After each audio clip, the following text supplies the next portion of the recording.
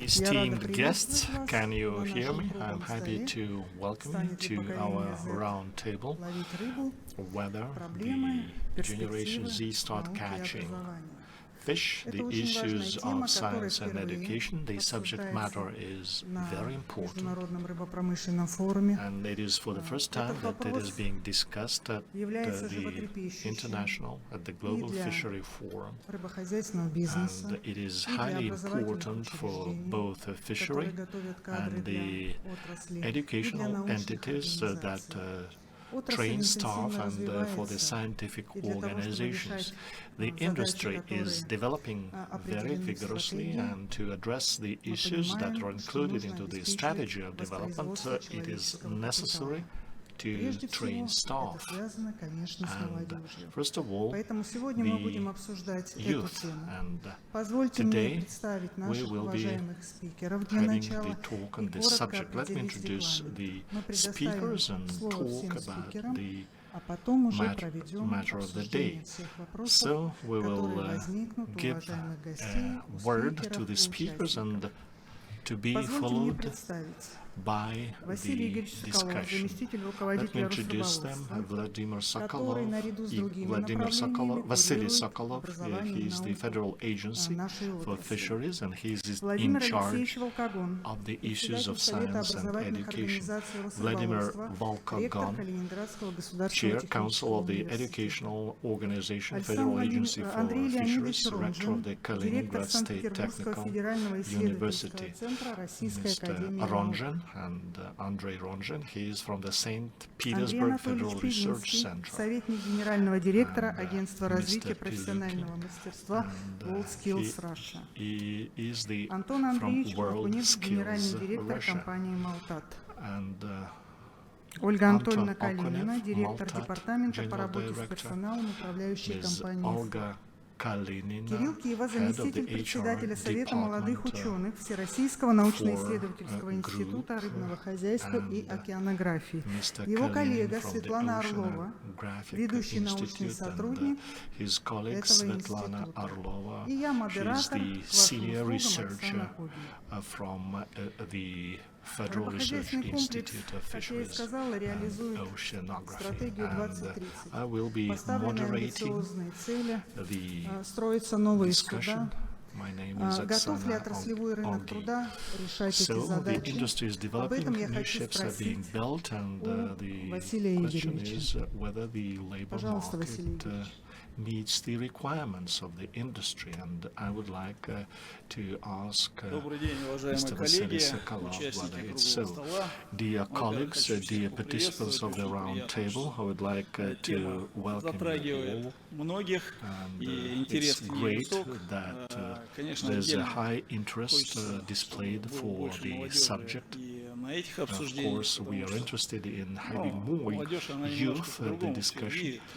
But the young generation perceive things differently, and it is very important to have as many students, military cadets, for the discussion, and they have their own ideas, and we can learn from them. The fishery industry is a very complicated entity, including science and reproduction of the fishing, seafood resources, as well as logistics, haulage, transportation, storage. And, many things have been disregarded, and they were overlooked. And we should say that the fishing industry in the coastal areas is a key industry. For example, Kamchatka depends on it, and it is the source of the budget of the region. There are other industries on the development. Anyway, those industries are related to the fishery sector, whether it is tourism or mining or whatever. рыбная отрасль – это один из ключевых элементов. Надо понимать, что каждый рыбак обеспечивает работу по крайней мере 6, ну, по разным оценкам, 6-8 человек на берегу. И сейчас эта ситуация еще более прогрессирует из-за последних изменений в законодательстве, когда были введены инвестиционные квоты. Естественно, дало мощнейший толчок развитию судостроения, сопутствующим областям. Поэтому нельзя недооценивать то, что сейчас происходит в рыбном хозяйстве.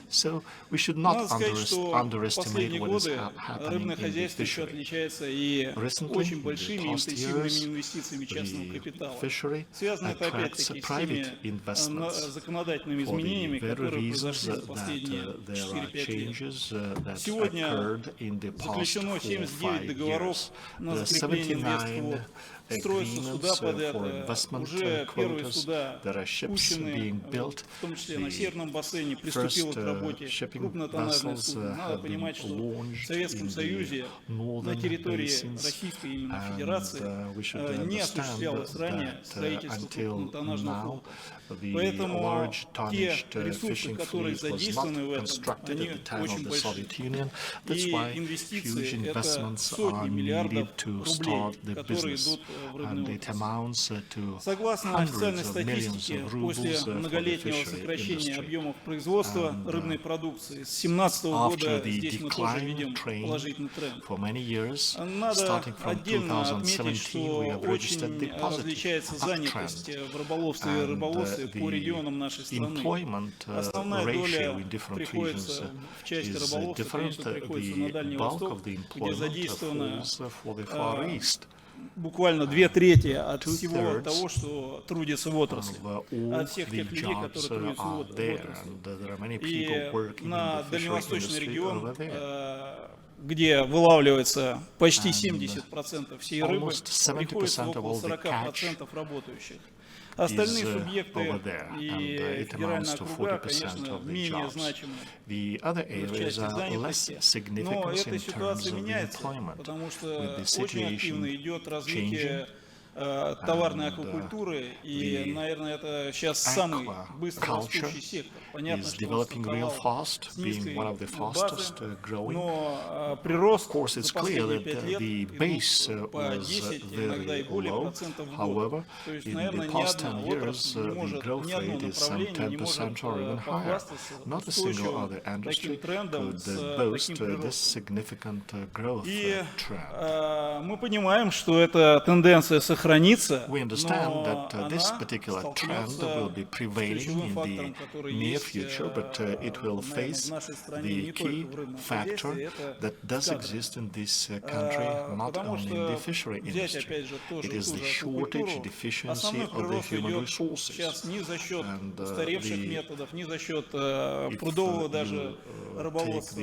it's not because of высокоиндустриальные производства, интенсивные методы выращивания, которые позволяют достичь совершенных результатов. В настоящее время в нашей стране реализуется сразу несколько проектов, уникальных проектов и по инвестициям и по тому рассчитываемому эффекту, который они дадут в части аквакультуры. Это строительство суперсовременных рыборазводных заводов, которые будут позволять в достаточном удалении от каких-то больших источников воды получать очень существенные объемы продукции, непосредственно находясь с местами потребления.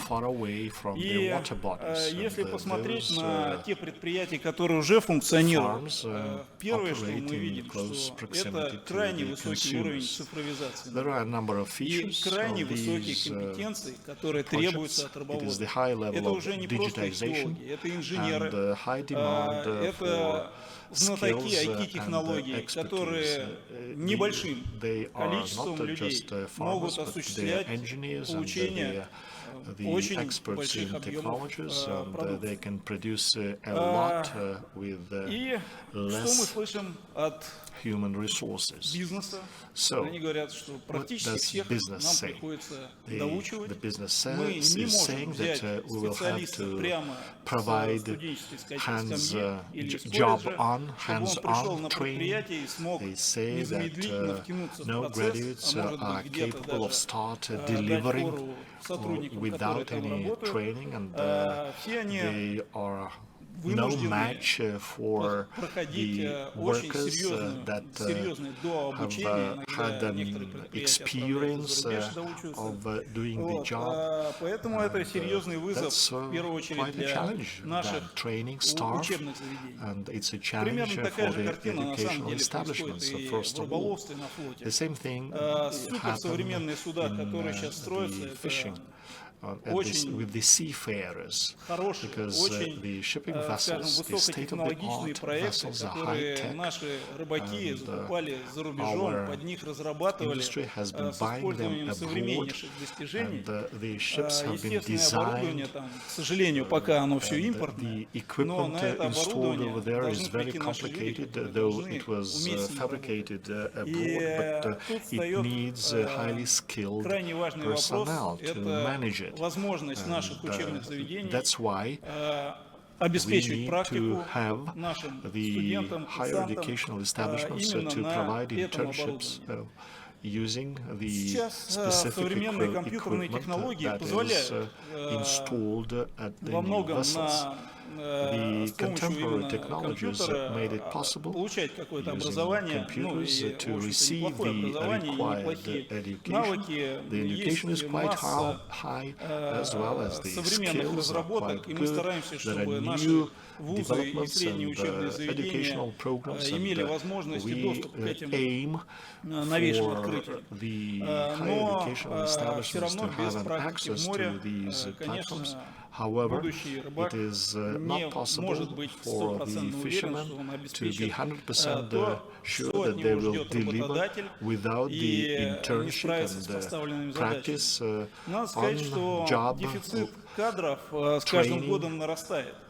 И несмотря на то, что в рыбной отрасли средние заработные платы, зарплаты находятся на очень высоком уровне. Последние 2 года средняя зарплата работников рыбной отрасли превышает среднюю зарплату по стране в 1,7 раза. А среднюю зарплату в отрасли сельского хозяйства, куда мы относимся, в 2,6 раза. То есть, практически в 3 раза превышение есть по средним заработным платам. Причем это все приходится за счет морских специальностей. Но люди не идут.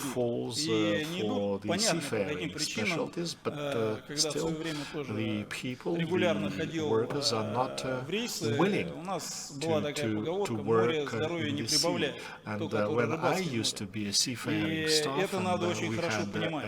Да, современные пароходы, они дают возможность более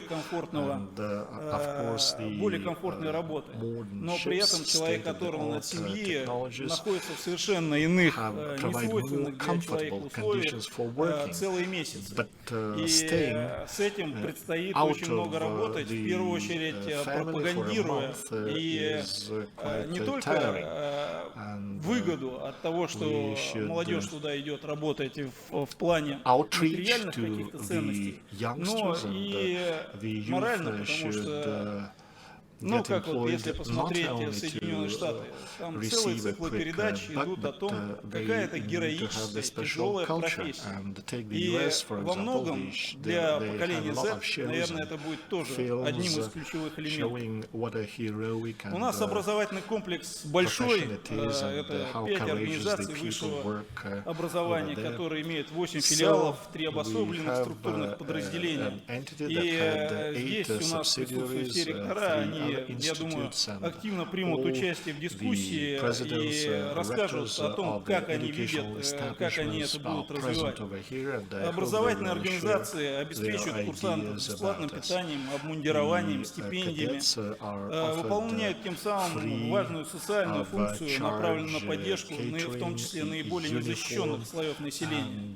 И мы должны понимать, что из удаленных регионов, для удаленных регионов как раз именно рыбная отрасль и рыбное образование является возможностью вырваться, получить не просто образование, но и очень хорошую работу. Но, как показывает практика, из 20-30 практикантов, которые у нас проходят практику, в том числе и на предприятиях, всего лишь 2-3 человека остаются потом работать в отрасли. Это очень низкий процент. И без сомнения здесь надо работать, еще раз подчеркну, не только за счет материального стимулирования, но и развития именно внутреннего мира и показывать, что дает отрасль в целом стране и населению. Много что меняется в последнее время.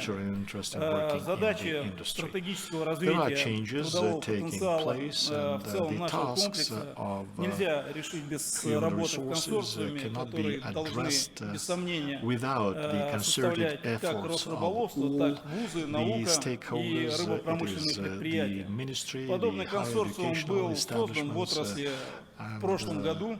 Эти проблемы, я надеюсь, сегодня как раз будут затронуты, но хотел бы еще в завершение сказать, что очень такая хорошая тема, интересная, станет ли поколение Z вообще ловить рыбу, потому что при нынешнем развитии, я думаю, многие из этого поколения найдут такие варианты, когда рыбу будут ловить и без людей. И практически без людей, что мы наблюдаем на высокоиндустриальных объектах аквакультуры. То есть если раньше заводы, которые производили сотни тонн, не заводы, а предприятия, организации, производили сотни тонн рыбы, выращивали, и при этом было задействовано почти 100 человек. Кстати, то же самое мы наблюдаем на наших рыборазводных заводах, когда вроде не очень большие объемы производства малька, но при этом занято 100-120 человек. В то время как на суперсовременных заводах 19 человек дают возможность вырастить 3-4 тысячи тонн рыбы. То же самое будет происходить и в рыболовстве. Скорее всего, недалек тот день, когда многие специальности будут очень сильно меняться. И, наверное, здесь вот как раз ключевая роль будет за тем новым поколением, которое сможет оценить и по-иному взглянуть на мир, предложить совершенно иные решения для того, чтобы повысить эффективность производства. Спасибо, и хотел бы пожелать всем интересной работы, ну и новых идей.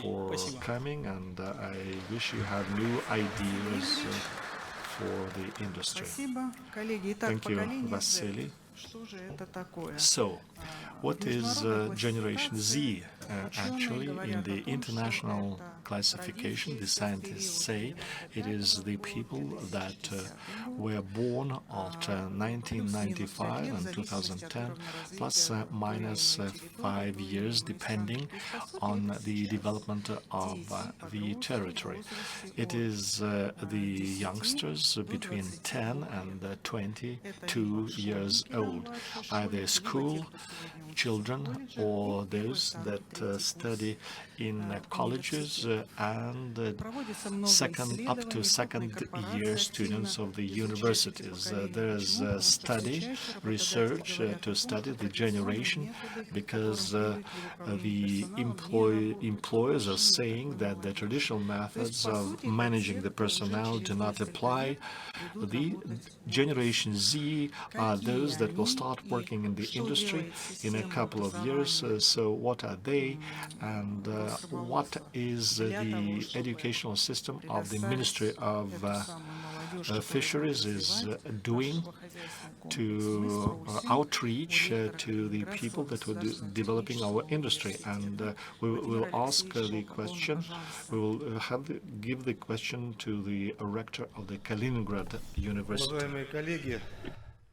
Esteemed colleagues, in my speech, I'd like to remind some of you, or to get familiar with the system of field-oriented education that we have and what we do in order for younger generation to have a good future. And our rector community knows everything about this, and some of you will recall it, or maybe some of you will learn about the structure that we have and what statistical data we have. The field-oriented education and science is the key element in the fishery industry. Educational complex has 5 higher educational structures, as it was mentioned by the previous speaker, and we have separate structures and branches, and the activities of Rosrybolovstvo has an inter-regional character, and here you can see the distribution of the institutions across the territory of our country. In higher educational institutions, we have more than 33,000 students and cadets, and also 374 postgraduate students. And over the last 3 years, there was a decrease of 17% in the number of postgraduate students. However, the demand is growing every year, and we have to work on it together with the educational community, with the regional branches, to support this science and to have more students and more postgraduate students that will satisfy the demand that exists in the labor market. As for the medium chain education, we have more than 8,000 students, and for the professional development and advanced studies, for modest statistics, we have more than 30,000 listeners. Overall, over the last 3 years, we see the decrease in the number of students in all the curriculum, and the decrease is about 12%, and here we have about 3,000 and 2,000 students. This is the decrease, and we have the engineering and technical profile and we have also humanitarian areas and disciplines that have been developed. 77% of young students are studying 2 areas, engineering and technological areas, and fishery industry. In 2020, for profile programs in education, in higher education, in Rosrybolovstvo, 3,252 students graduated from it, and also some of the figures are given on the slide. If we compare that with 2019, the overall number has not decreased, and the overall estimation of the number of students shows the stability in the education for the fishery industry. What has been implemented in higher educational institutions? From the overall number of students, 78% have found their employment, and in the army, we have 8% of students, and only 4% have not found jobs in the fishery. There is a high demand both in Russia and abroad for these graduates. Graduates in 2020 for medium-sized, about 34% went to the army, and 2% have not found employment. Overall, we see the general increase in the demand and in the employment. If we compare that with the past, it's quite a logical result. Because this is the legacy that we have from the Soviet times, and it has been almost exhausted, and new vessels and new fleet has been constructed, and we need new specialists with a new approach and new skills and competences. with the growing demand for the competences, we need to take into consideration all the requests and all the demands, and we have to react to the economic changes in the market, and we need to integrate and to put together all the efforts of all the shareholders and the regulator, which is Rosrybolovstvo, and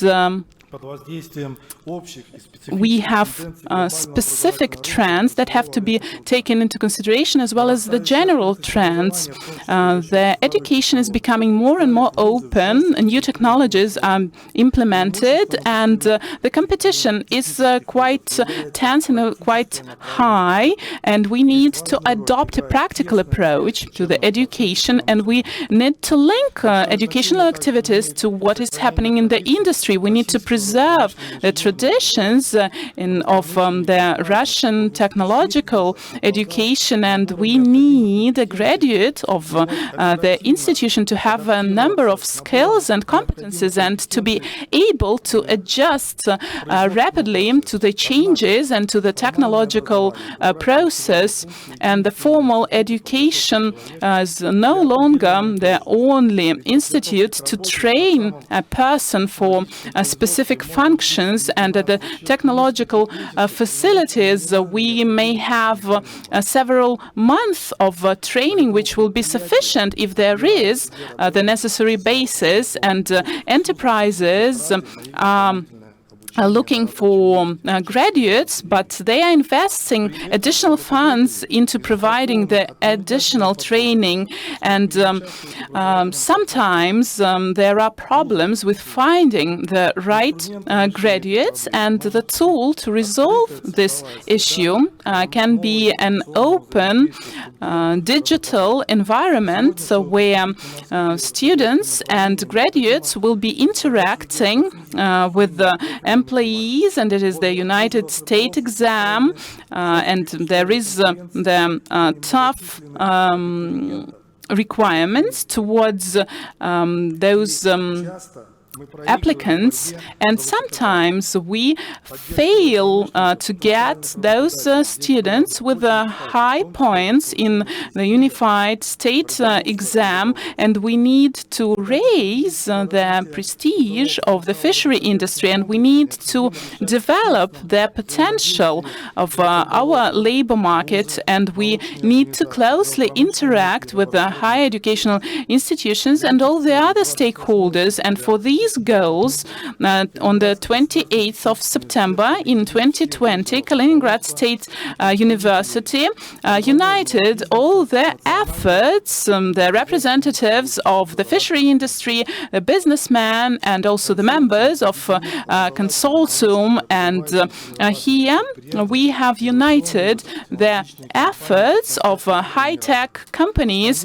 from Kaliningrad to Kamchatka, and the main areas of the activities of Consortium is coordination work, scientific research work, designing, engineering, and also the expert activity. Today, Consortium is a platform for embarking on a dialogue in the fishery industry and building the necessary partnership ties, and we are quite confident that that Kaliningrad State University and Consortium will become an educational platform in all the regions across all the perimeter and territory of the Russian Federation. And we see that based on the platform of the Consortium, we will be integrating and adopting the coordinated approach towards training the students in line with the requirements for the skills and competences. We are the beginning of this journey, but we need to do that, and we need to integrate employers into the educational processes, and we need this promotion of different disciplines and different areas, starting from the 5th grade and up to the first-year student, and that is what the universities are doing. Thank you very much for your attention. Can I ask a question? Thank you, Vladimir Alexeyevich.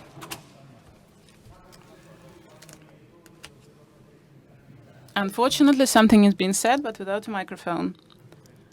Sorry. Can you hear me?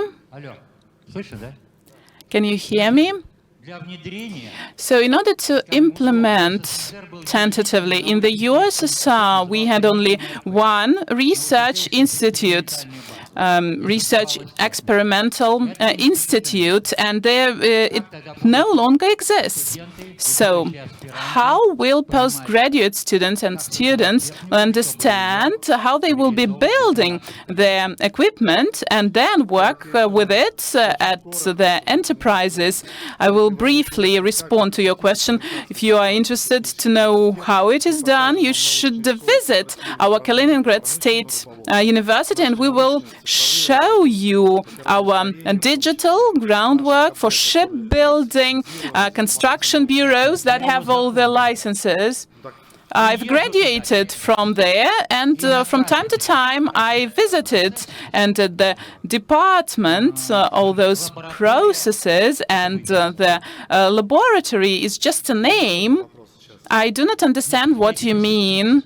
You say visit. Yes, but I've graduated from this university. So if you visit one of the department of one of the laboratories that were among 30 schools in USSR now, due to subjective reasons, do not have the priority and do not have the necessary work, it doesn't mean that we are not working on those issues. Probably you did not understand what I mean. I mean research institutes. We do not have these research institutes. How you will be training students to work with it? So you will have to establish this institute. So you have to set this priority goal and this priority task, because as of today we do not see it happening. Well, in postgraduate students and the establishment of field-oriented centers, and also the consortium is established in order to resolve this issue and to build this community. But I think that as for the community, everybody is for it. But how can we establish such a center? And I live in St. Petersburg. As I understand, the engineer can do this job, but you will not be able to find a person who will be able to do that for 5 to 10 million, and we will be thinking about it with Rosrybolovstvo. Esteemed guests and colleagues, I kindly ask you to leave the Q&A session until the end of the session. We will give you an opportunity to ask questions, but let's stick to the time limit that has been defined for the session. Vladimir Alexeyevich, thank you for your speech and for the response to this question. I would like to quote a brief characteristic that sociologists of Russian Academy of Sciences have given about this Generation Z we are talking about today. They would like to feel secure, and the simplicity and the enjoyment is more important than the salary. They are not prone to undertake the risks, and they're influenced by parents and their peers, and they study independently. They would not like to be stuck at some job, and they start working quite early, combining their studies with their work, and we see the transformation of labor markets, and the world of professions is changing. New professions are developing, and we ask ourselves question, where in this changing world will the fishery industry find their place, and is it prestigious to work at sea, at the fish breeding farms, at aquaculture enterprise? And what does this prestige look like? And we talk a lot about those questions and what can attract young professionals to work there. And there is an opinion that digitalization and new technologies will be this attractive factor to attract this young specialist to work in the fishery industry. And about that, I'd like to ask the director of the Federal Research Institute, Andrei Ronjin. Please, the floor is yours. Esteemed colleagues, good morning. I have 10 minutes. I will stick to this time limit and I will try to be within it. Oksana, I'd like to extend my gratitude to you, and this is the first time that we are taking part in this important event of the fishery industry. 2 weeks ago, we had Agrarus, the 30th exhibition, and it was the second time that we participated in this exhibition, and our center was established 1.5 years ago, and we can now start the video. And it was not accidental that we chose this interaction with the Informatics and Computer Science Center, because before that we had the Earth sounding, and these issues were interesting for us, and we researched this matter, but there was a shortage of experts, and now we eliminated these barriers, and we now function as a one-stop shop, and we are trying to resolve the current issues in the agriculture. Last year, I did not know some of the words, but now they are quite common for us, and we are learning first of all the terminology in order to be on the same page, and we are also part of Consortium that brings together science and education and real enterprises and the representatives of the fishery industry. Now we study more aquaculture and the groundwork that we've had in automation of vertical farms, ICA areas, and we are actively implementing it in practice currently. And our experience in digitalization shows us that we cannot be talking about robotics because the best what we can see there is using the Excel. We have to implement digitalization. Only after that we will be able to talk about robotics, and we have the interdisciplinary research, and there is an acute shortage of specialists and experts, and these are unique specialists. What was asked in the question from the audience, we do not have these sums to pay those specialists, but these specialists are quite unique. They can be working for several entities, and such centers will allow us to attract those specialists. And another problem that we have here is about the equipment. The same applies both to the fishery industry and to the agriculture. We are purchasing the majority of equipment from abroad, so we are investing into the development of the foreign hardware and software, and our hardware and software is not being used and is not currently developing.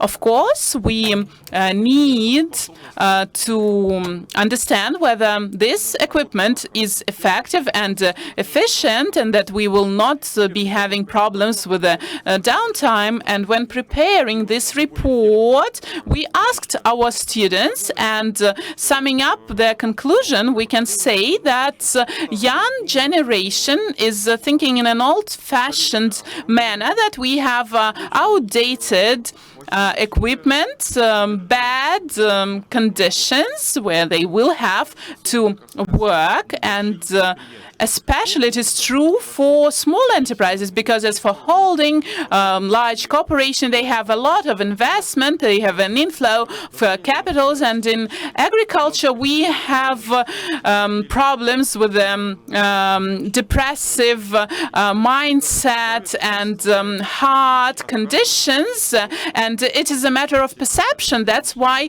people wouldn't like to work in the fishery industry and in agriculture, and our goal is to change it and to change their perception. Listed over here are the things that are used to implement the human resources policy. One of the projects is a ticket into the future. It's the name of the projects, and it provides incentives for the school children to join the industry. We are cooperating with the human resources agency, Vector, and they have the interesting tracking platforms to monitor the path that the youngsters have taken, and namely they analyze what industries the ex-soldiers, those that have served in the army, take. And another thing, what is important is to retain the personnel. There are different technologies that are used to that. The people and employees should know that they will have a career growth. And in our company, for example, we provide grants for the workers, for them to upskill their expertise, and the Russian Academy of Science does not have enough money for the equipment, but we are looking for other options to get money. We are having the workshop for different specialties, for the biologists, for ichthyologists, and etc. And what we are doing, that we are considering the issues from different aspects, and what is important, we learn to speak a common language with the specialists, and sometimes there are legal issues that come up, the economical issues, and they are barriers to implement the scientific technologies.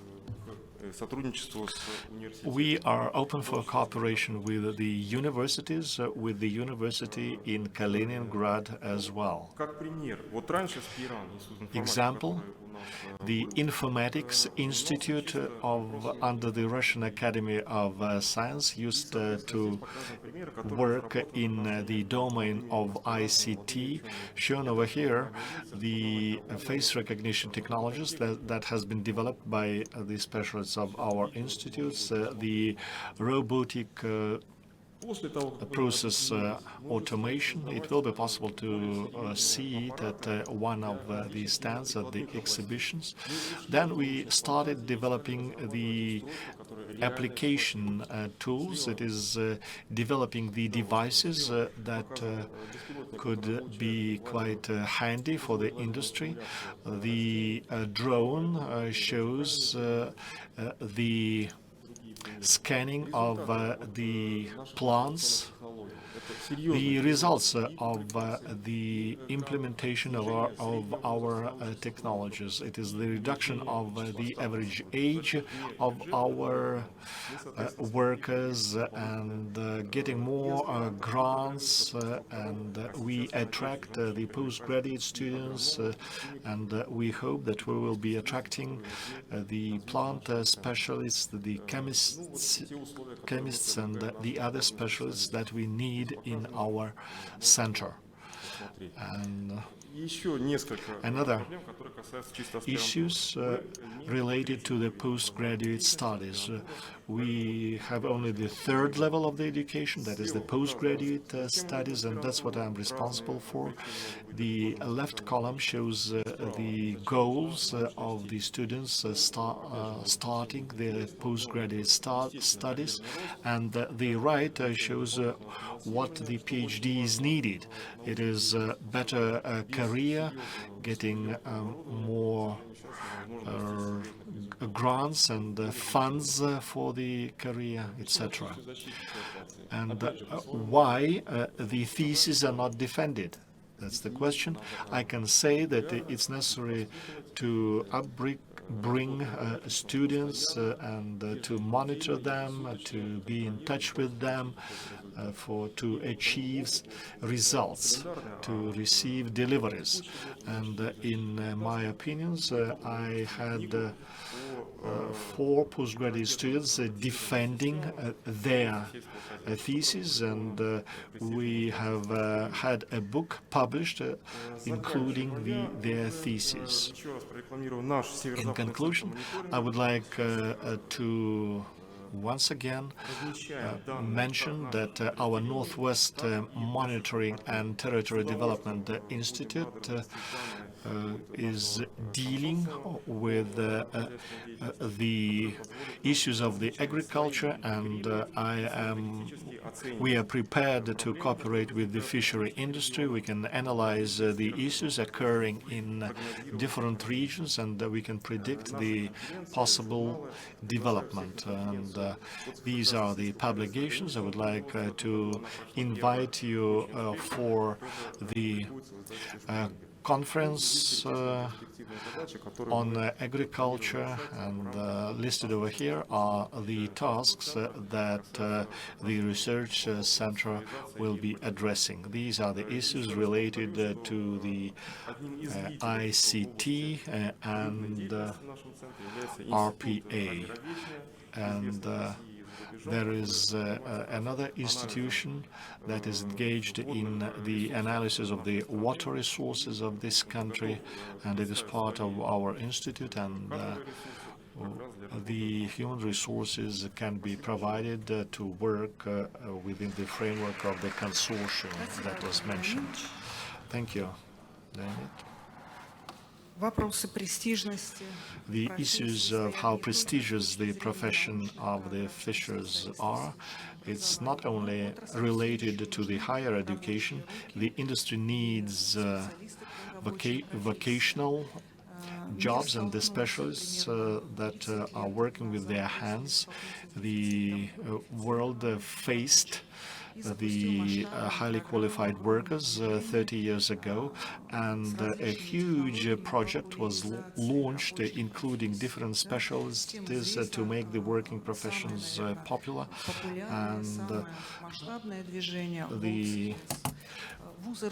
everyone is aware about the World Skills projects, and the fishery industry was included into the World Skills movement to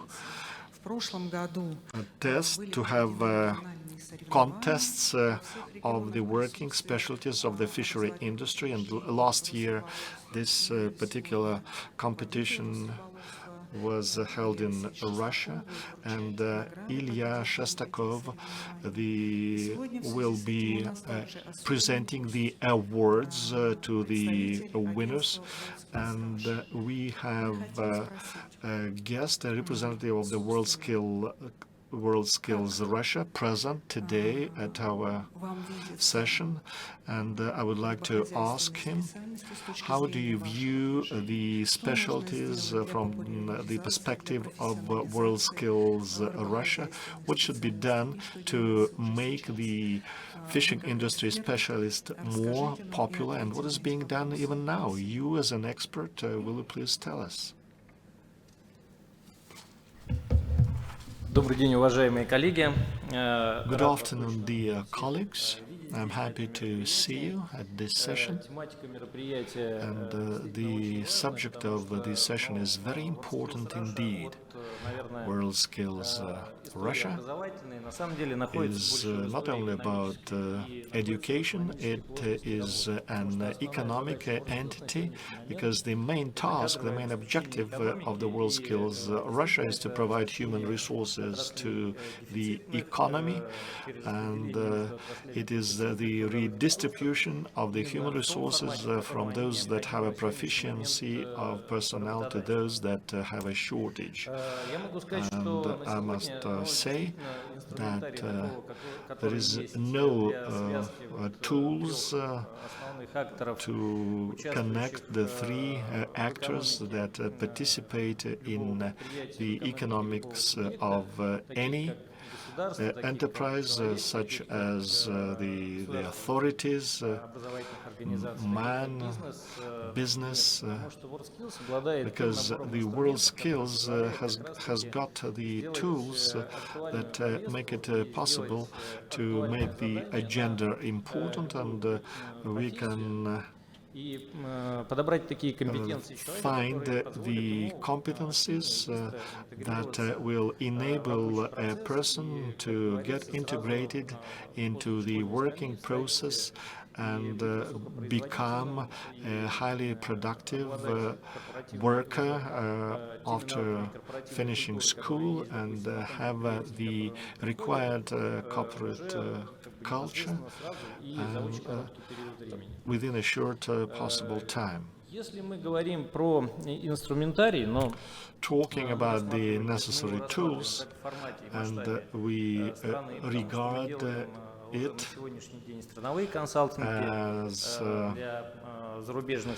meant for specific countries, and what we have done in Russia, and we have used the international tools, we expanded it, we have implemented it into the economy, and to create the specialists to fill the jobs.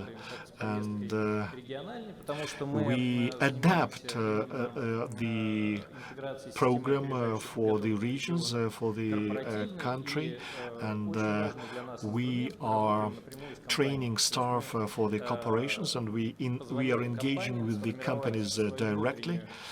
We allow the companies to generate their own training system, and by developing the corporate standards and attracting the new specialists by holding the corporate WorldSkills Russia contests.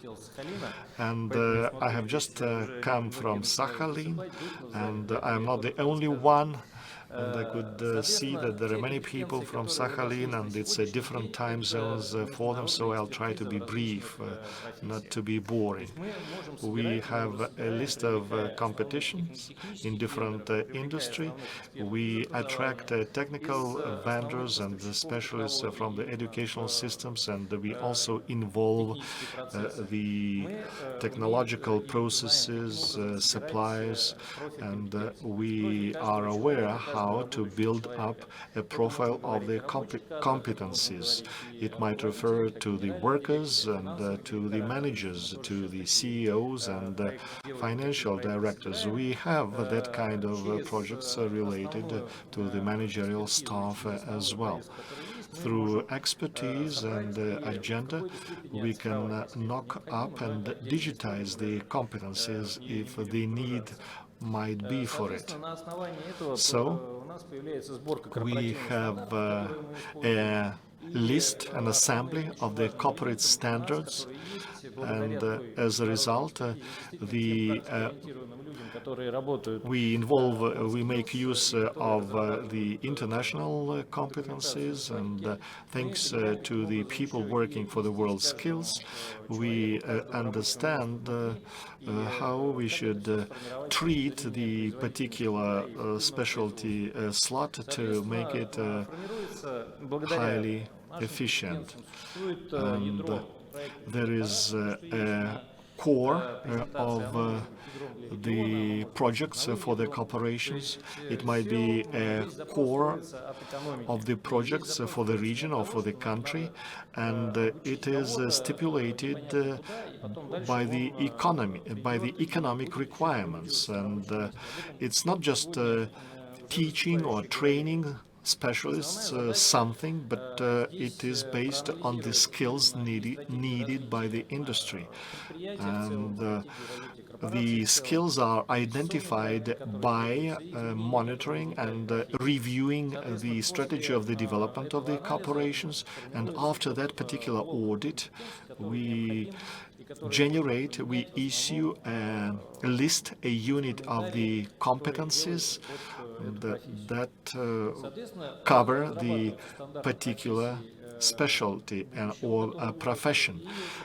We can generate the standard of the profession of the future, and so the specialists are the actors of the changes at the industry to make use these particular tools to generate the digital platform, and it enables to process the data automatically. The data are generated at the WorldSkills competitions and also at the attestations of the specialists that is practice-oriented. So what deliverables, what outcomes could be drawn? One of the results is very important for human personnel. It is confirming the knowledge of the specialties and the understanding of how the industry will be developing. What the delivery for the corporations, for the company, is filling the slots by staff that is needed. And I would like to thank the universities that are involved in the process.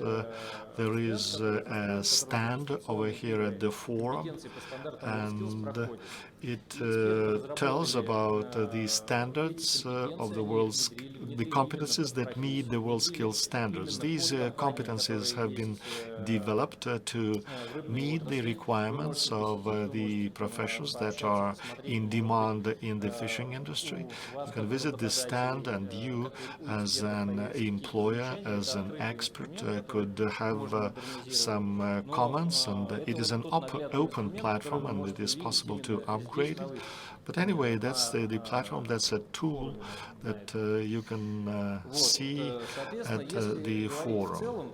On the whole, the WorldSkills is a toolbox that makes it possible to fill the vacancies that exists in the industries.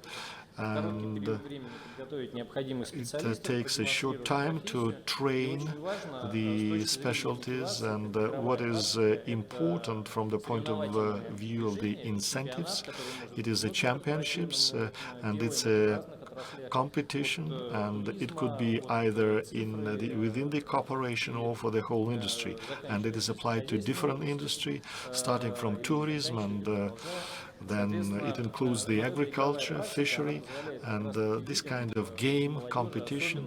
It makes it possible for the youngsters to master new professions and show them that they can master the professions that will mean a lot in the future.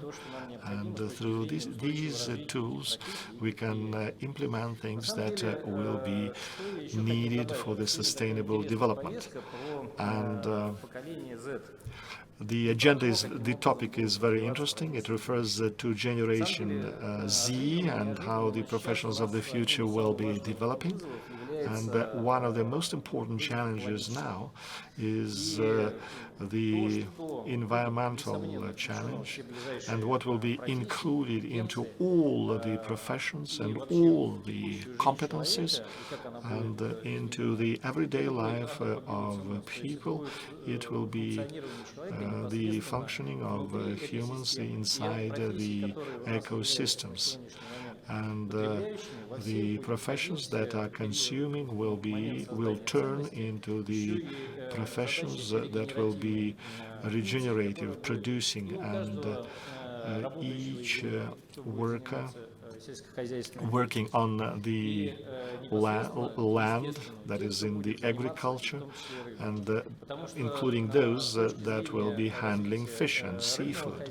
Because from the point of view of the development of the fishery, it refers to the regeneration of the biological resources. And all the studies and surveys show, and it will affect the corporations' behavior for the period, for the next 30 up to 100 years. And we understand even now that this biosynosis interaction with the nature is included into the professions of the future. And the list of the competencies included into the jobs will enable the youth to change the competencies real fast, to shift from one profession to another by developing cross competencies. Thanks for listening. That's about it in short. Thank you, Andrei Anatolievich. So you rightly mentioned that aquaculture is growing quite fast. About 50% of the trade production comes from aquaculture. So it's interesting to know how things are standing. The young specialists in this sphere, which is quite important in the fishing industry, and we know that it is an important part of the strategy of the development of the fishery industry 2030. So what about the resources at the enterprises, and how is their reproduction going with the human capital? And from Malta company, I'd like to ask this question to Anton Okunov, General Director, please. The floor is yours. I'd like to welcome everyone here at this round table. Indeed, it's quite difficult to say what is prestigious and which spheres are prestigious for young specialists and for young generation. And the key part is played by the level of income and the number of jobs. So if we have a look at agriculture, I would agree that aquaculture has very good prospects and is quite prestigious, because aquaculture is growing very actively, both in scientific and business spheres. And we know that across the country, many fish breeding farms are built and are opened, and the potential is growing for many enterprises. And also the production volumes are increasing, new technologies are being implemented, and it sets specific tasks and goals for the personnel, for the staff, and it is not only about the ecology of breeding fish as we know it. It's a broader view and broader set of aspects and technologies that will be implemented in order to change the breeding process. And business and enterprises need new personnel with high competences, and there is a demand on the market, and their income is quite high. And I think that as of today, aquaculture plays a very important part. Anton Andreevich, I'd like to ask a question. How many specialists aged before 30 are working at your enterprise? About 15 to 20%, about 50 people. So how are you engaging them? How are you attracting them? Or you do not have such a priority in your staffing policy? There is such a priority. When we launched our enterprise and our fish breeding farm, we faced the shortage of high qualified personnel. And it is not only about the ichthyologists, but also some other specialities in the engineering area.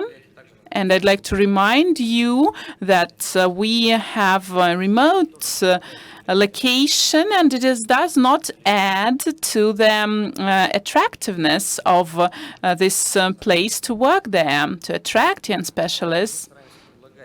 We try to offer good, comfortable conditions, labor conditions, also with a high level of income, and the possibility of getting good professional experience and to have prospects for the career growth. And Ministry of Agriculture is helping us a lot in this regard. We have developed and we have implemented a number of programs that are rendering aid to young specialists who start working in agriculture and in aquaculture in particular. We offer them some subsidies, and we build housing, and we pay for 90% of the costs. Also, we have agriculture programs that support businesses and also offer subsidies that cover salaries of young specialists up to 70%. Anton Andreevich, tell us please, do you have the direct contact with educational institutions? Do you have some tailored special programs for this purpose? Yes, so we maintain contacts with them. When we entered this business, we faced the following situation, that universities and research institutions did not train these specialists, and this region is not considered as the fishery regions. It is not like the Far East. And in 2017, with the support of the rector of Agriculture Institute, we opened this specialty for ichthyology, and we started this training, and we also supported the necessary equipment installation in this university, and it accelerated the process. As of today, we have 4 courses. Each of them contains about 20 to 25 students, and we sincerely hope that these students then, when graduating, will come to work for us. We also closely interact with the institution in terms of the internship. We invite students to undertake internship at our facilities, and we pay them salaries. And it motivates students to come to undertake this internship at our facilities, to study and to learn with us. And I'm not sure that our specialty and the students will work in some remote regions and some villages. Maybe they will stay in the city. So what is happening in the university? 4 years ago, we opened this program, but the budget places, the number of them, has decreased, and next year they would like to cancel it totally.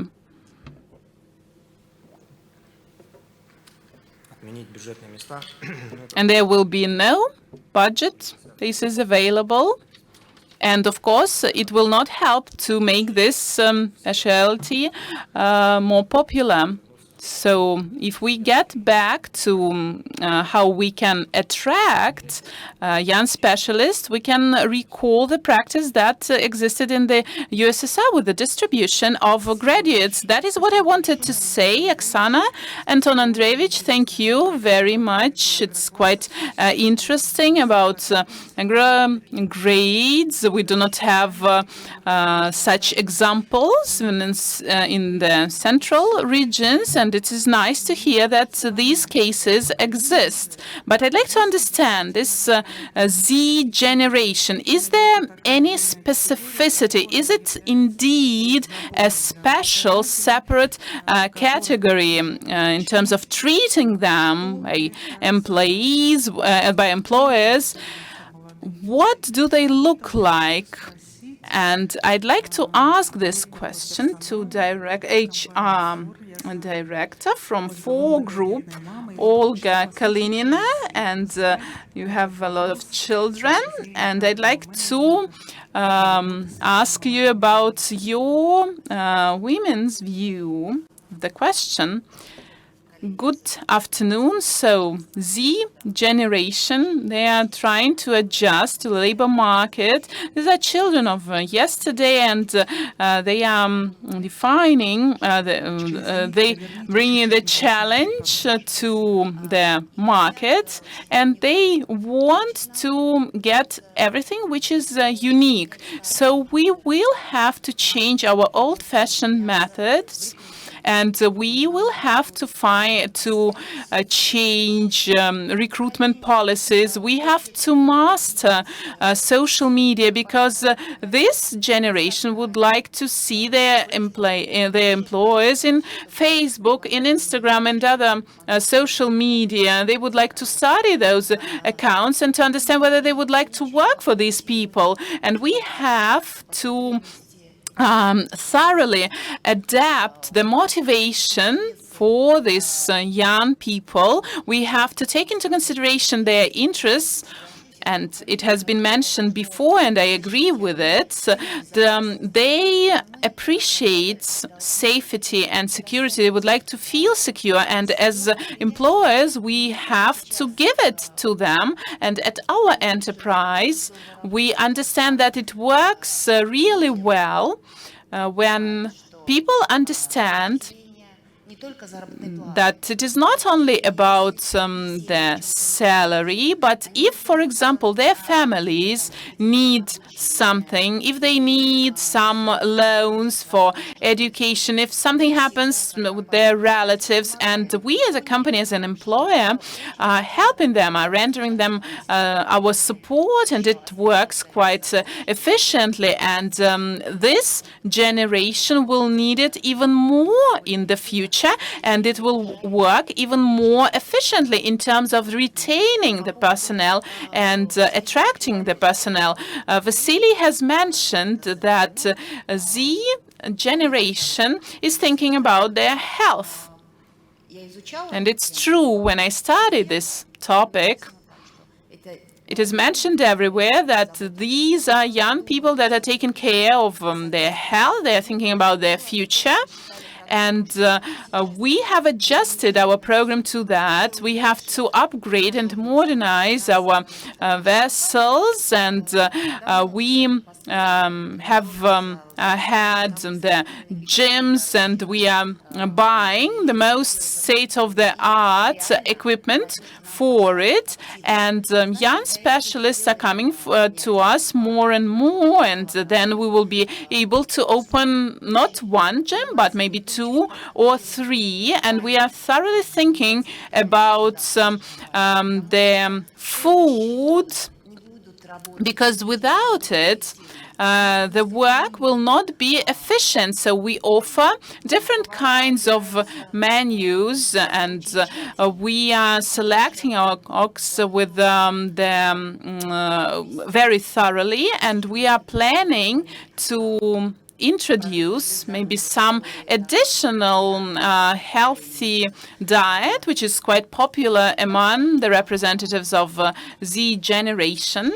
and also from the point of view of how professionals, the medical personnel is doctors are coming with them, and their professionalism is the core element for securing good health of our personnel. That is why we are paying special attention to selecting those doctors, and also online consultations that are provided there.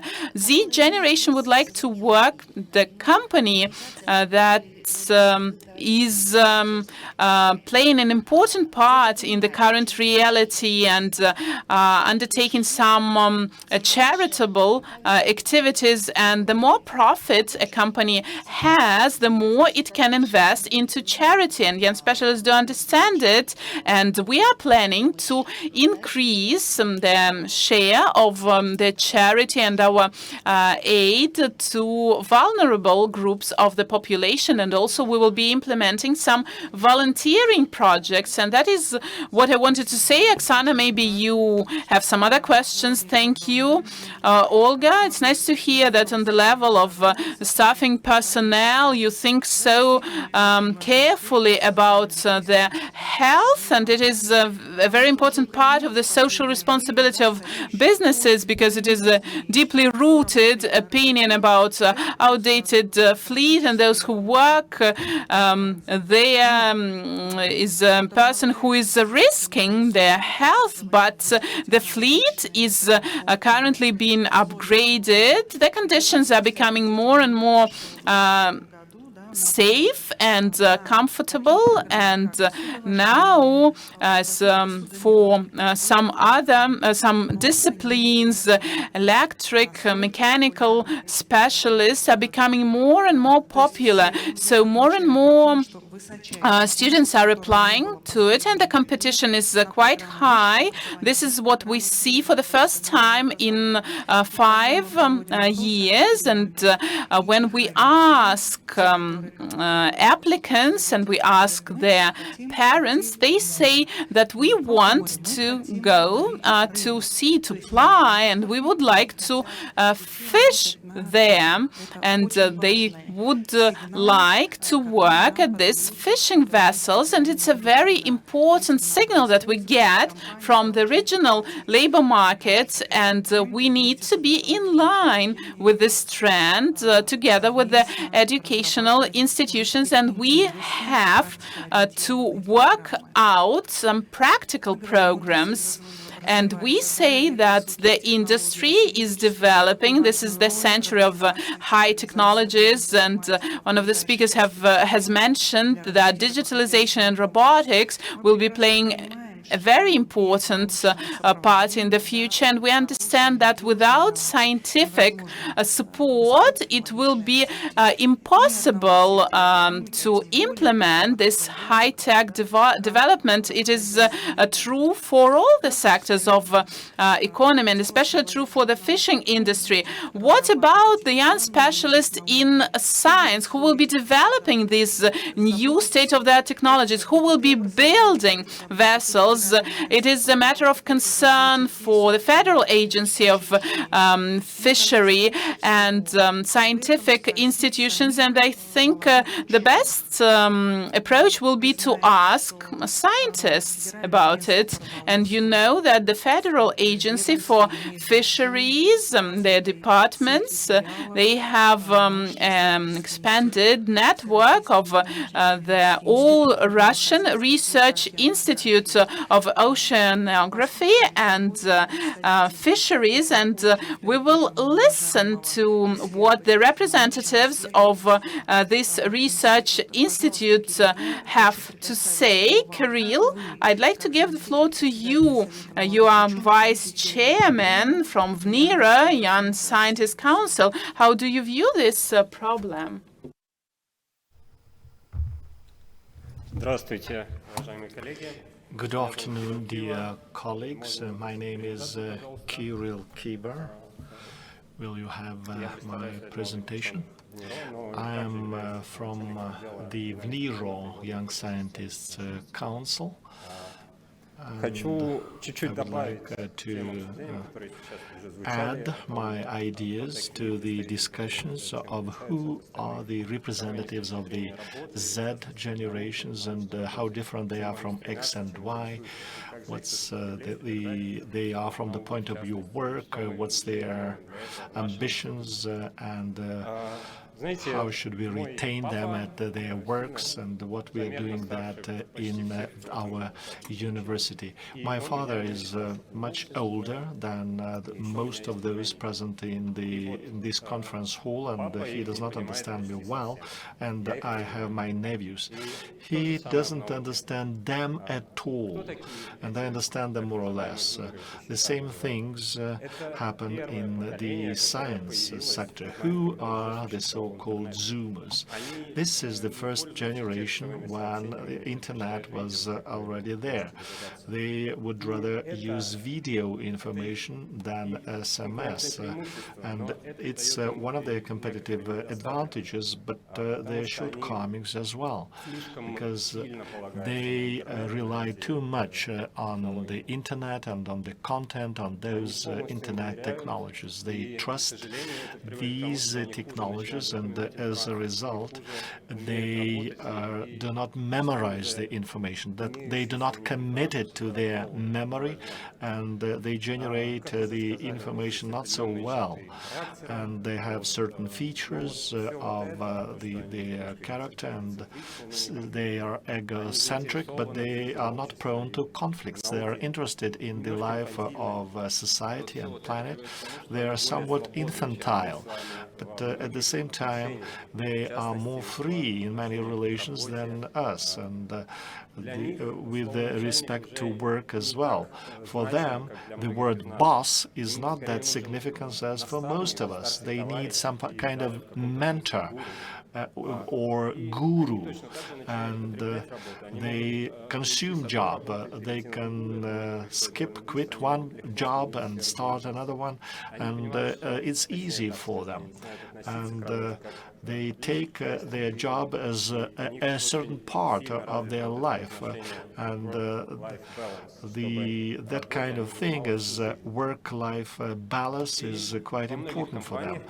For them, life should not be work only.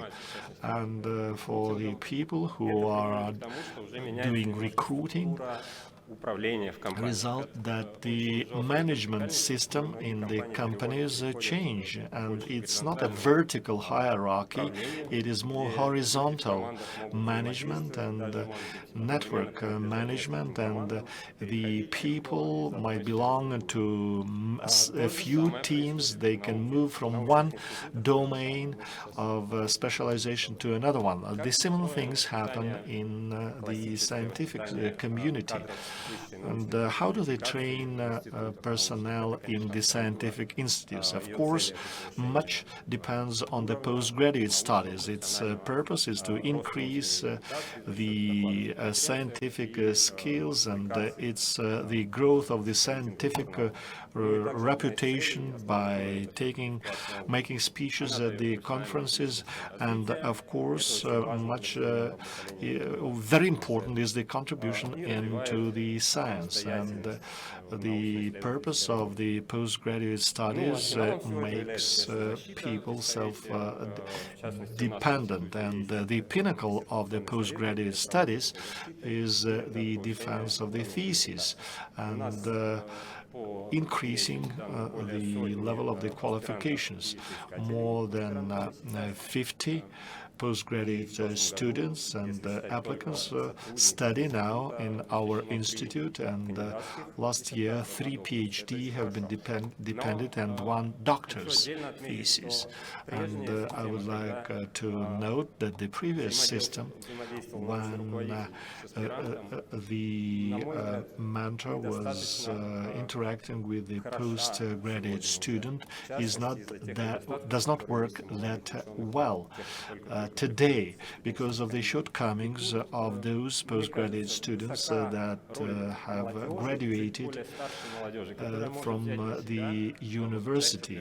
And quite important is the role of elder students that can assume part of the responsibilities, because it is necessary to monitor the work of those postgraduate students that have just joined the postgraduate course. That's what the role of the Council of the Young Scientists is.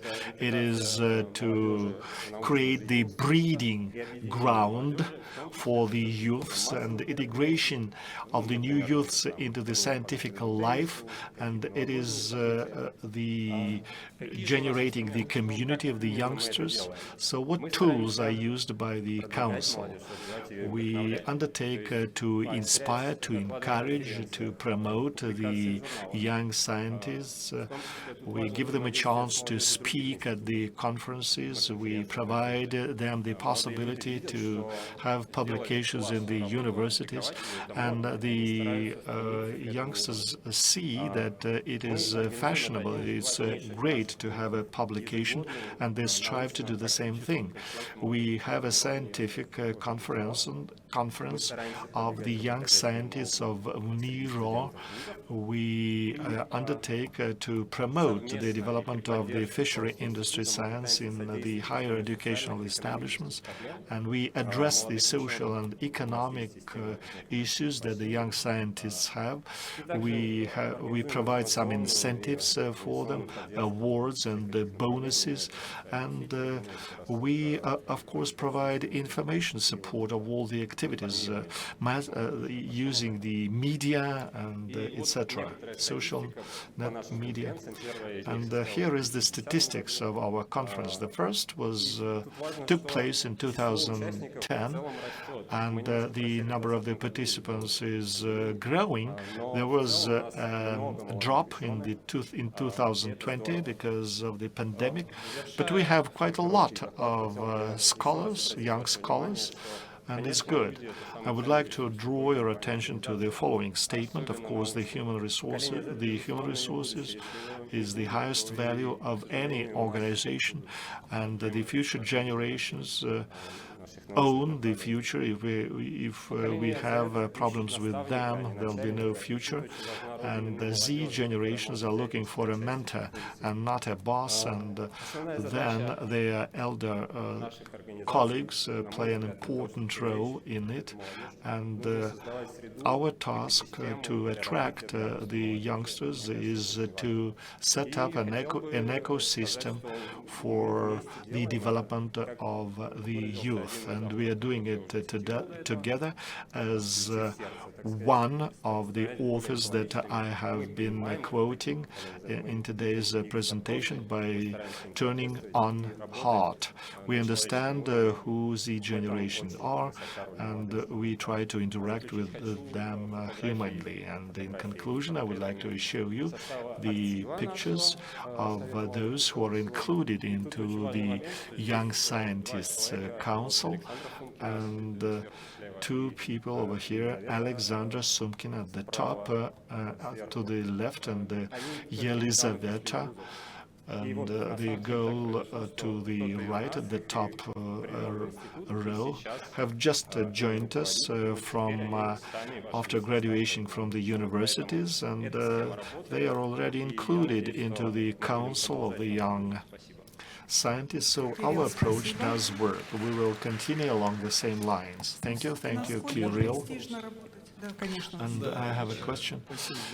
Thanks a lot. And the young scientist indeed is an engine of progress, and much depends on how the country will be developing.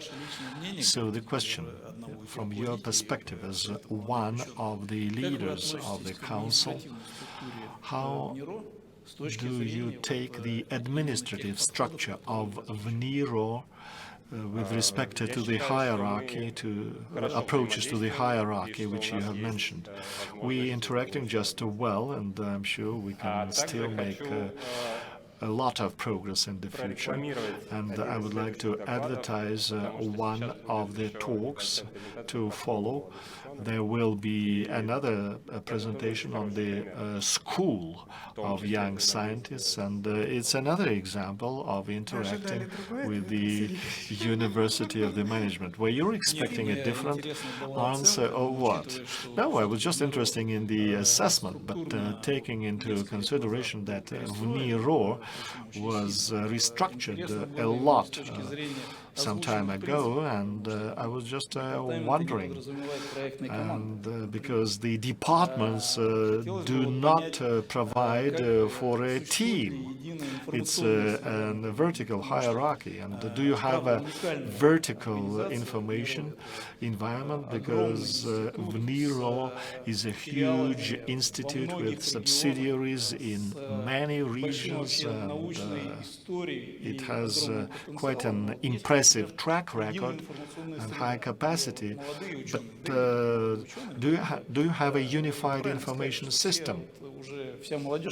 Because the youngsters are using their smartphones, and they're just doing it right now, and their communication is doing through different channels. And is it implemented or not? And are you trying to move in this direction? Yes, I understand your question now better. And if talking about the unification of the youth of all the subsidiaries, not yet. We are just in the beginning of this road. We have some success on the way. Small, though. Why small is that the subsidiaries are very different from one another. Some are small and remote, and they had their own council of young scientists, different from ours. And so it's quite a challenge to unify all those. And I think in the near future, within the next 2 years, if we will have another school of young scientists or some kind of conference, we will be doing better. Спасибо. Но я просто к тому, что, правда, вызовов сейчас очень много, и главное, они реально решаемы. I agree that the challenges are plenty, but it is possible to address them. When I used to be in VNIRO, my mentor was saying that the scientific science, the fishery science, is linked to the regions, because if you don't see the sea that is washing the coast over there, you cannot actually work properly. But Moscow has another distinguishing feature. You can get an access to highly qualified human resources. The information environment is different. The libraries are better. But right now, that particular feature doesn't matter, because all the knowledge, all the books are available on the internet, and you can get an access to it. And I think that kind of possibilities, that capacity is not being used by the science. Education has made a better progress, and there is a unified platform for the higher educational establishment is being set up, and the exchange of the knowledge is more efficient, and I think the science should follow the suit. Да, как вызов. Это вы присаживайтесь. Мне кажется, что одна из проблем, которые будут перед отраслью, это быстро нарастающий разрыв между a widening gap они могут себе что-то позволить. Between the large corporations who can afford a lot and the small companies, especially in the которые не могут, как организации aquaculture, океан флот, like FOR organization, Ocean Fleet Organization, they are engaged in capacity building, and they have all the necessary conditions for that, and they get hold of the best graduates, and they try to find their scouting for the best talent, and they have better the terms and conditions of working, like all the shipping vessels. They have broadband internet, and of course the graduates, they are not willing to stand by the conveyor belt and slit the trunks of the fish. And large company can increase the efficiency and have better conditions getting hold of the talent. And small companies lack that, and the gap will be widening with this Z generation getting employed. And I think the higher educational establishments should adapt to that, so that we do not lose micro and small enterprises.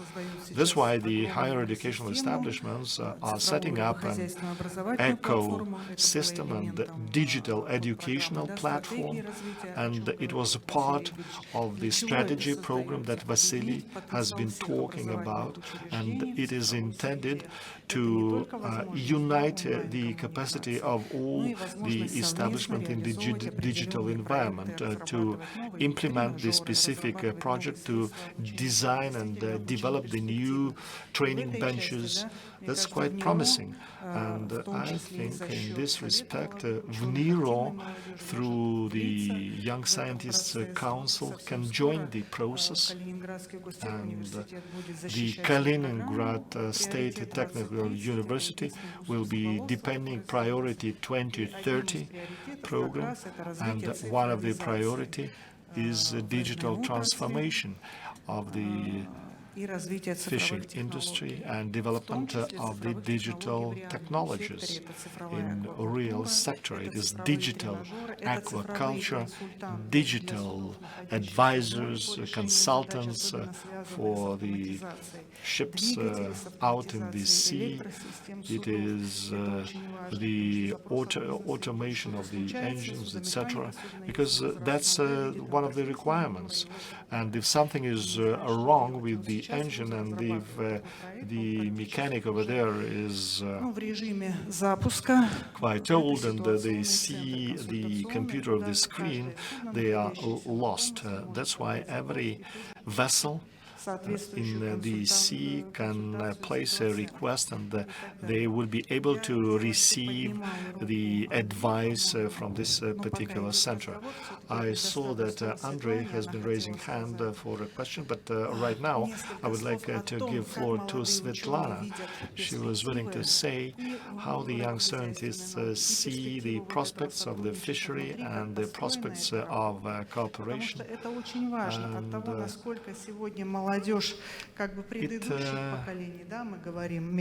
means a lot, and we had X generation and millennials, and much depends on how the millennials and X generation will be able to engage the Z generation to join them, and the success of the adaptation of the Z generation will depend on that.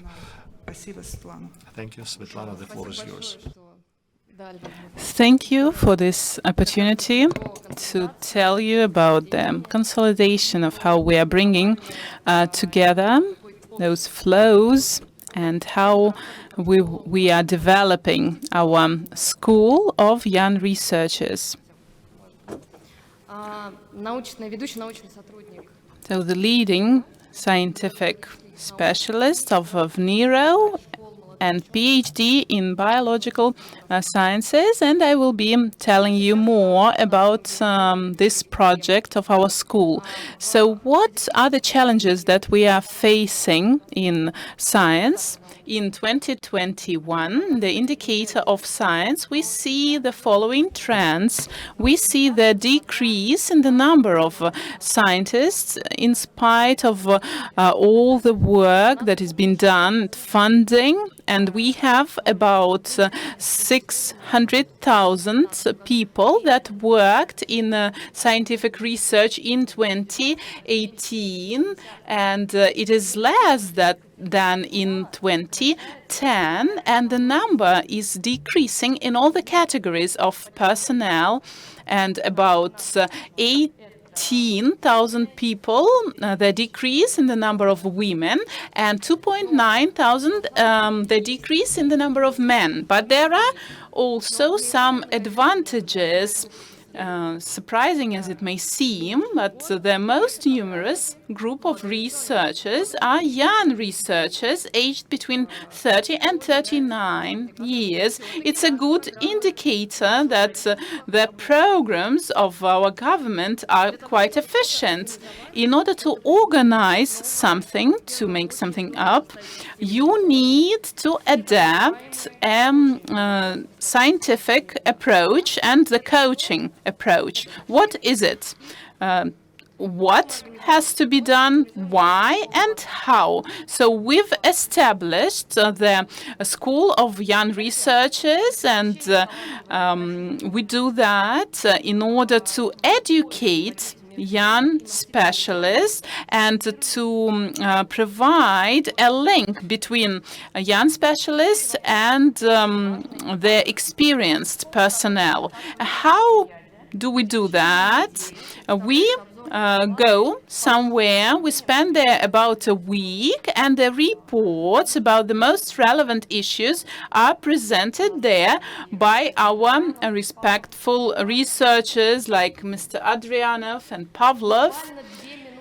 Just 2 slides about the problems that exist currently in science. From the antique times, the system has been accumulating knowledge, and there are 2 contradictory categories: integration and differentiation of this knowledge and expertise, bringing out new scientific disciplines. And from the antique times up to the 18th century, when the revolution started, there was this accumulation system in place. So scientist was a person that knew everything about all the areas, an artist and a mathematician, and he combined all those disciplines. But when the manufacture and production was developing,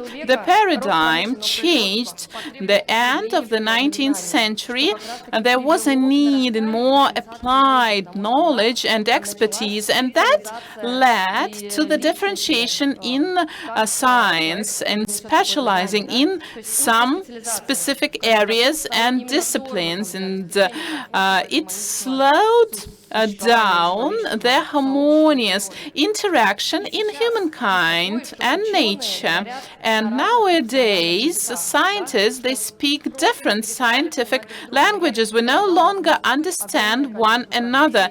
At our institute, we have different disciplines: biologists, chemists, and also other representatives of other areas, and all of them speak different languages. They use different terminology. How can we bring that together? So we've come up with this young scientist school, and it was based on the previous experience, and we were guided by the integration of different disciplines of the fishery industry, and we tried to bring together all the efforts of the stakeholders. And the mission of the project is, and I'd like to emphasize that to create an environment that will be offering incentives for young specialists for research activities, and we need to expand the perception of the modern science for students from different institutions and Academy of Science. The methodology, actually, it was coined in the USSR, in the schools in the the 60s, but in the 1990s it was lost, unfortunately.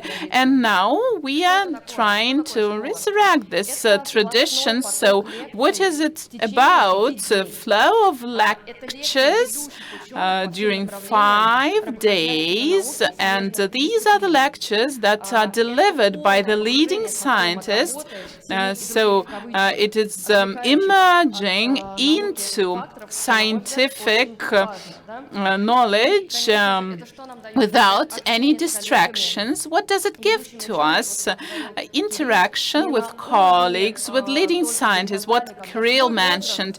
It is not about horizontal interaction between the same age groups with the peers, but talking to specialists from different age categories and age groups and different diverse disciplines. So any young student can approach Vasily or in the mission Adrianev and ask him a question, but the most important thing, not asking a question, but getting the answer, and it is a sincere answer which gives young specialists an incentive. And now, briefly about 3 schools that we've had. We launched the project in 2013. That was the first school dedicated to the 100th anniversary of the birth of Professor Moiseev.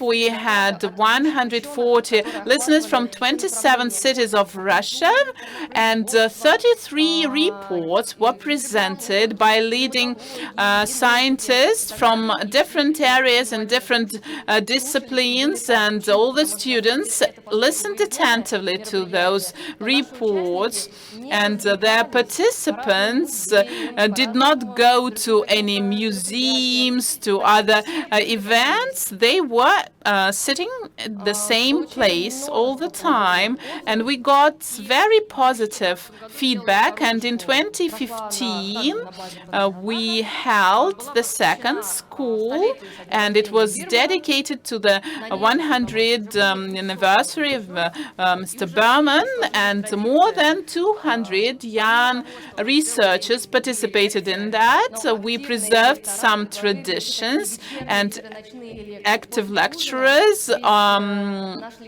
proposed to deliver some lectures in the evening and about some topics that were not directly related to the fishery industry, some postgraduate issues, for example. We also carried out some healthy lifestyle events, some running, tennis tournaments, and also some gamings like what, where, and when. We got very positive feedback as well. And in April 2018, we held the third all-Russian school dedicated to 100th anniversary of Professor Derugin, and more than 200 young specialists and researchers participated, not only from Russia but also from Kazakhstan, Armenia.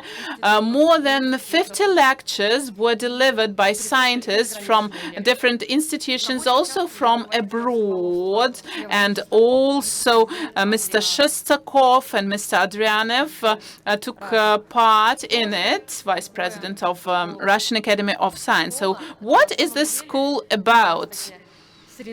It is an environment, and we can say that it is a kind of a scientific campus. What is happening there?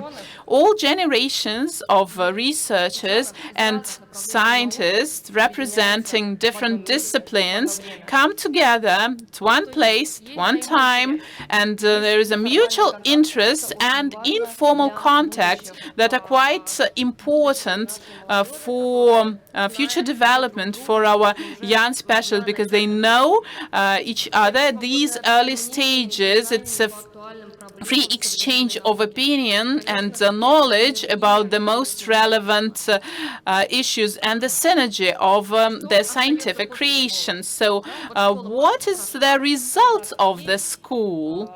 what do we get as a result? Very positive perception, positive feedback. As a result of school, we published a set of reports, and these were the materials that were published and were quite useful for the scientific community. And additional publication has had a very positive impact on encouraging scientific activities, and we also gave the participants their certificates, and all the materials have been uploaded at NERO website. And what else can I say? It's a very good example of science and manufacturing and production, because the enterprises understand the importance of training, of education, and training the high qualified specialists, and also had their financial support for organizing this event. So what does this school look like? This is an example of the synergy in science. So what are we bringing together? The wisdom and expertise of experienced scientists, inspiration of young specialists, interest and support from the Federal Agency for Fisheries and also the Directorate of our institute, and also sponsorship and mentorship of fishing companies. What does it give us? What do you think?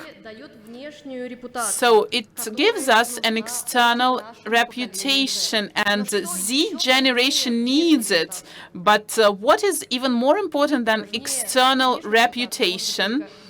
Only internal reputation can be more important when a person feels that he or she has had their self-fulfillment and is interested in the future development. And I hope that we will carry out and will hold these schools in future, and they will be interesting for other young specialists.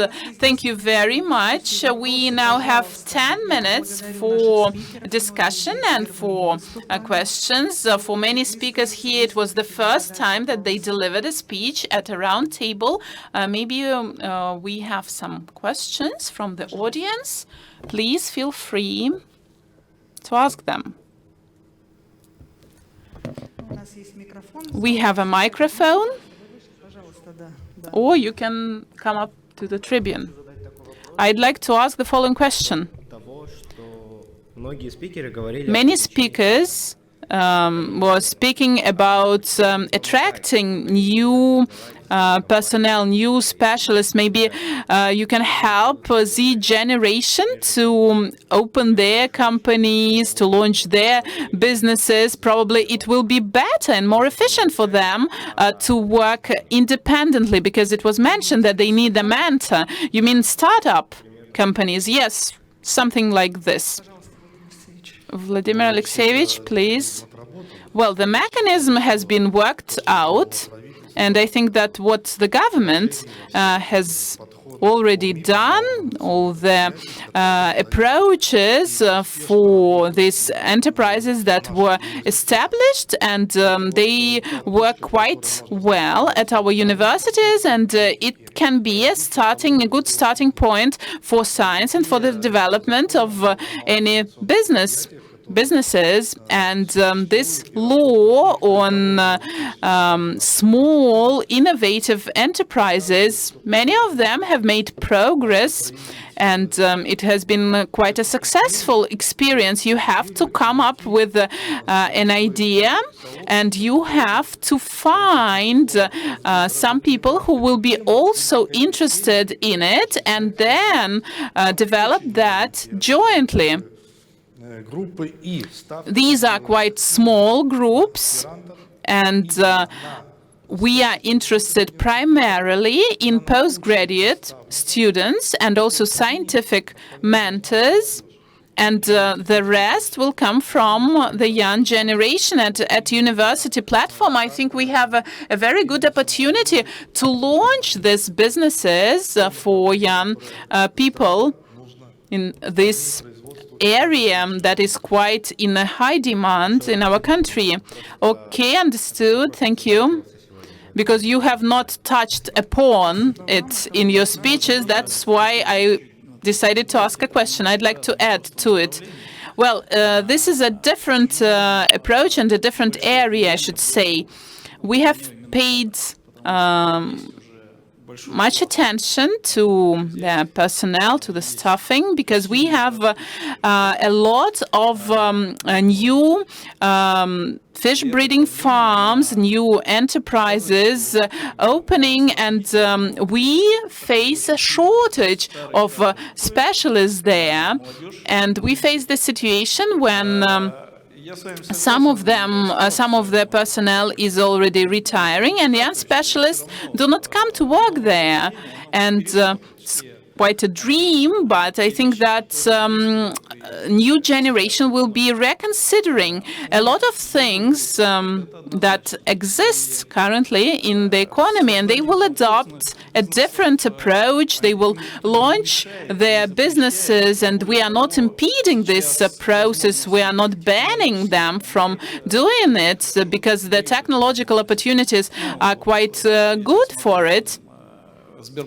For example, what Sberbank is doing in their digital technologies development, and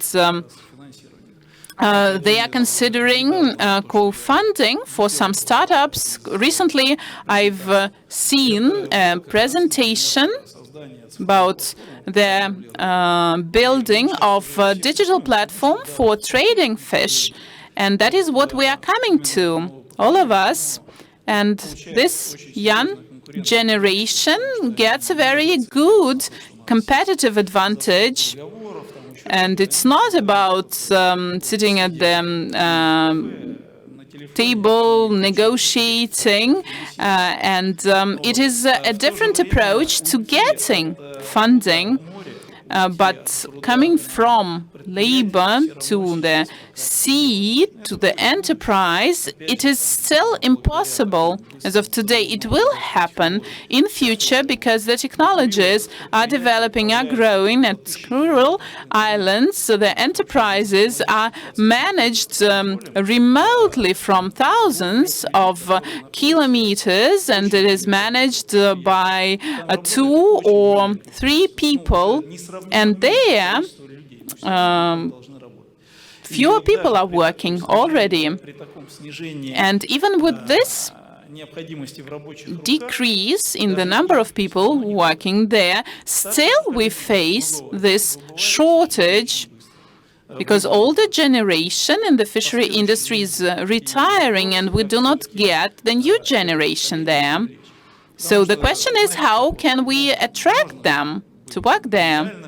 And you can be a genius, you can launch your own business, but if you do not understand how it works internally, probably this business will not be successful in future. Thank you. You're welcome. I'd like to add, well, it's quite an interesting question, and we are studying this issue of independent employees, and we see it happening in many countries.